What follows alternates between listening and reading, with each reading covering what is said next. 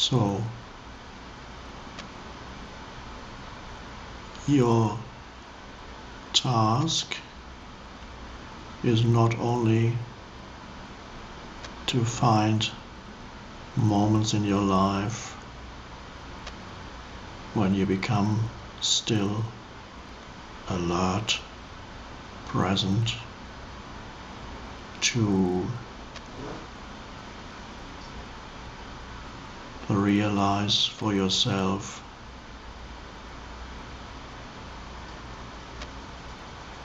the possibility of stepping into no mind, not thinking, and yet being fully conscious and alert. It's a wonderful, wonderful thing. It's part of the awakening, essential part of the awakening, to be able to stop thinking, for example, now,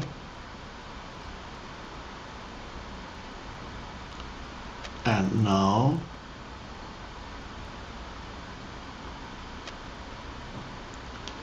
and now,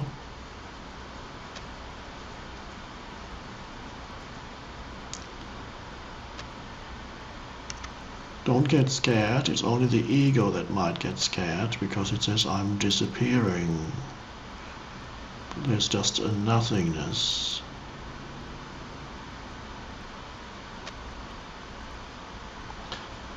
You're not disappearing. Who you are essentially is emerging more fully when the mind stops, like now.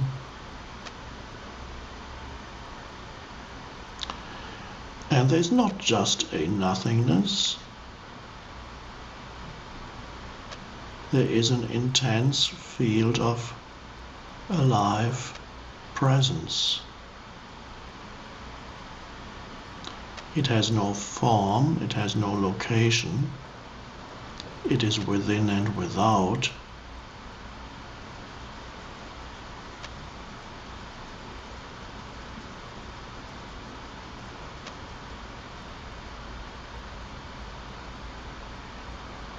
So it's wonderful to be able to step into that state of consciousness. It means you're awakening. The awakening process is happening. Even to say you are awakening isn't quite correct. But the awakening process is happening.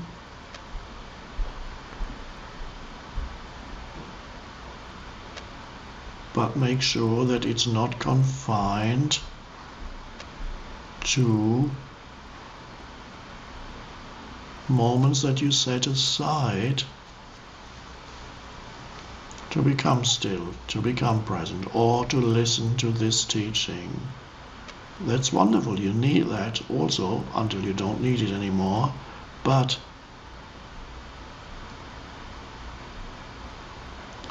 it's essential to have your daily life, your working life, at work, your relationship life, relationships, both family relationships, other kinds of relationships at work,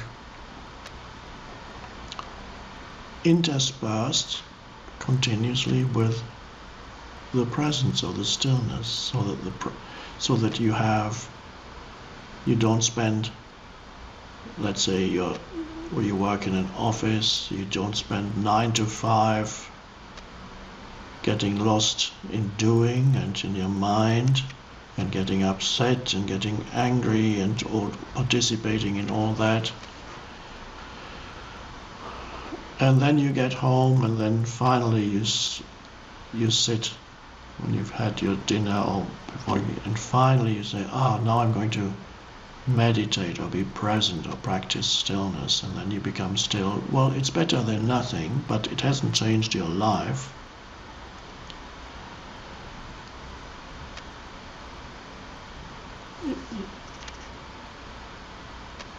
Make sure there's not a separation between your spiritual life and your working life.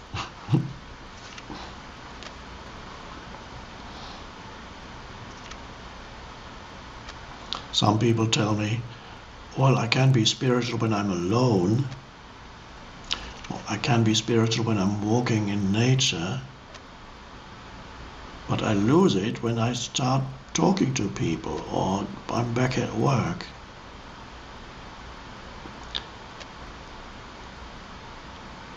So you need to be aware of that, so that even while you are engaged in doing, you're still rooted in being.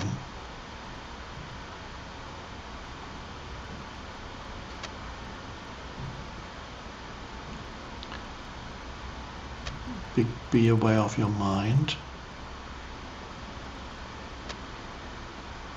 of thoughts that arise, so that you don't become possessed by every thought that arises. It helps when the mind is very active and is being challenged by people or events. It helps to have some attention in the inner energy field of your body.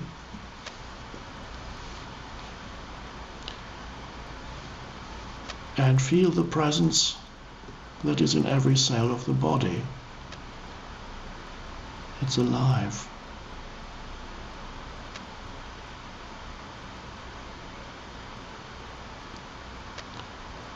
You need to know and decide for yourself that you don't want to be part of the madness of this world anymore.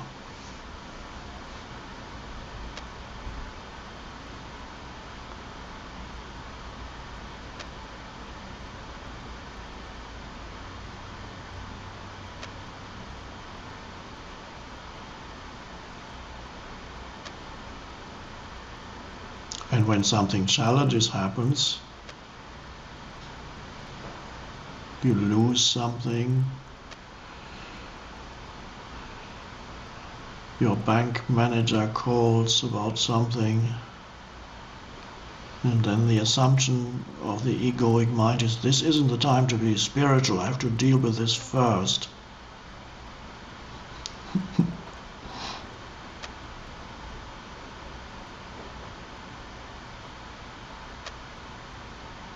What does it mean to be spiritual?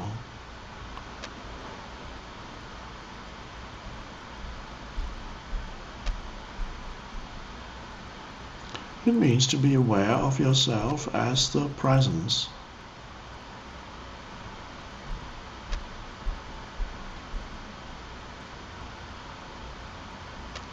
That's your prime responsibility in life. The very purpose of your life is that.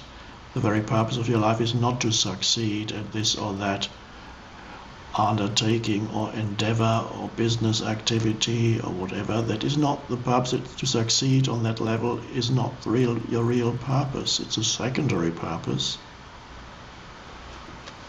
perhaps.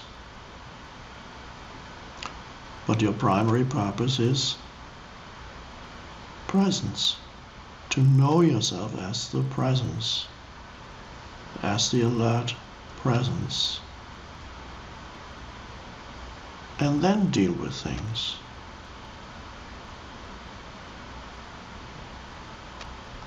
And then you will notice what happens or does not happen. You recognize that as secondary. Whether some endeavor succeeds or doesn't succeed is also secondary. You are very active, and yet you realize everything is secondary to something else that's primary.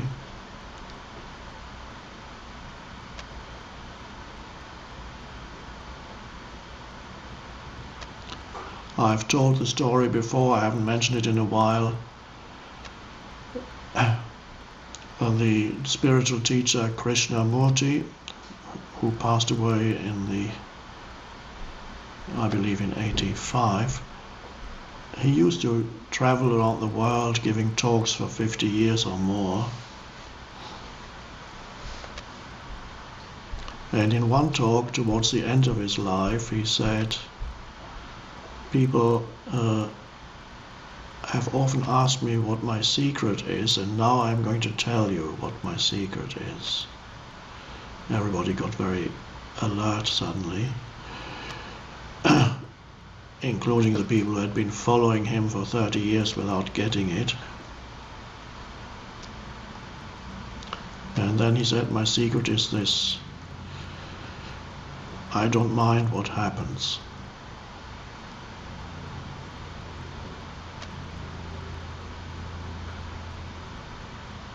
So the people listening, they thought something else was going to come, but that was it. I don't mind what happens. What does that mean? First of all, in the English language, I don't mind is very different from I don't care.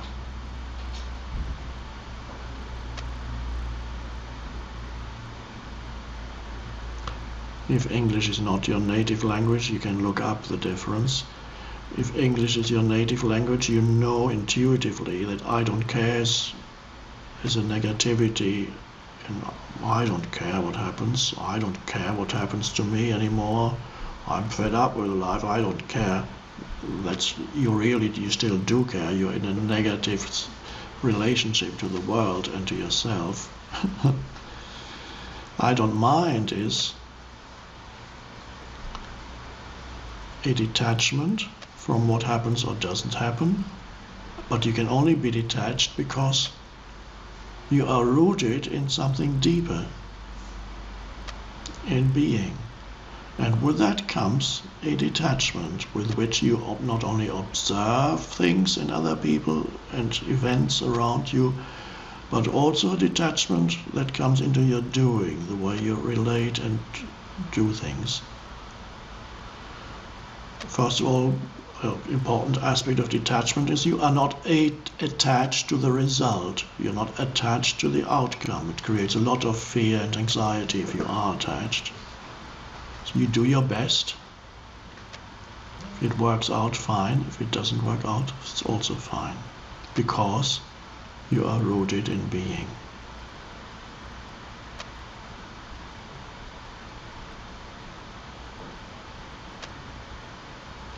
And the strange paradox is, it's more likely to turn out fine if you're rooted in being and you're not anxious about the outcome, because the anxiety about the outcome creates a lot of secondary negative energy. If the outcome is threatened, for example, you get angry. If the outcome is threatened, you get upset. Lost, completely lost.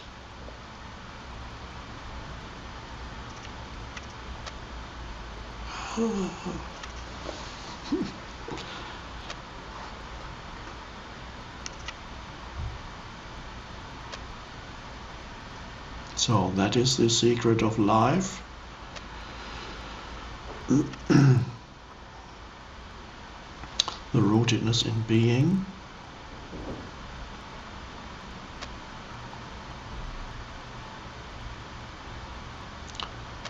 And then enjoy the spectacle of life around you. Every moment there's beauty, every moment. And you can even enjoy the doing. You might not be as hyperactive as somebody who is completely lost in doing, but that you're doing whatever you do will be more effective, because there'll be an unconditioned intelligence behind it and a power flowing into it that is deeper than the merely personal realm of mental power, not separate from it, but deeper.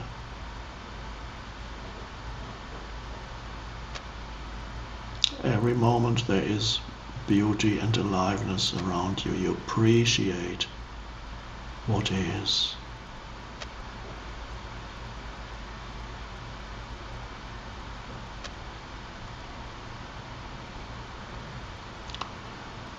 So I wish you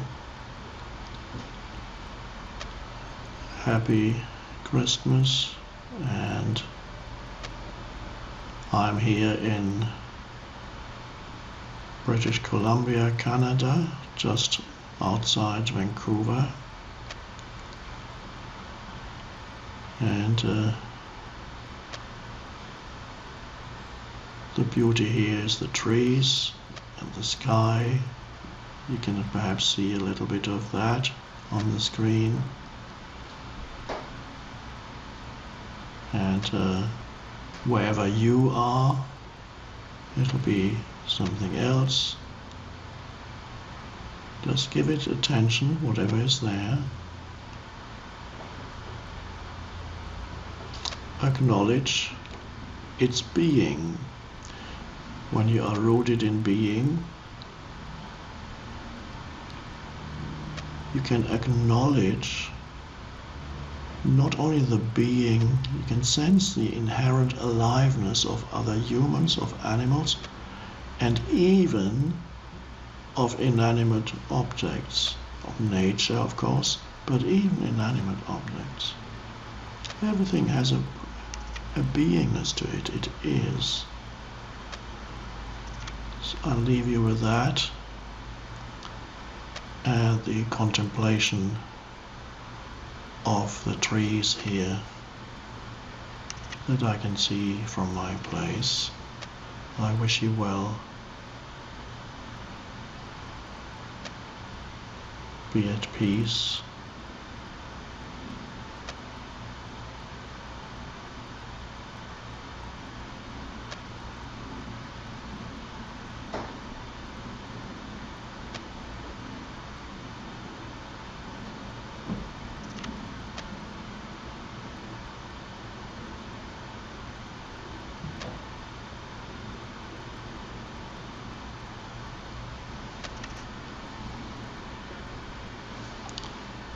Thank you.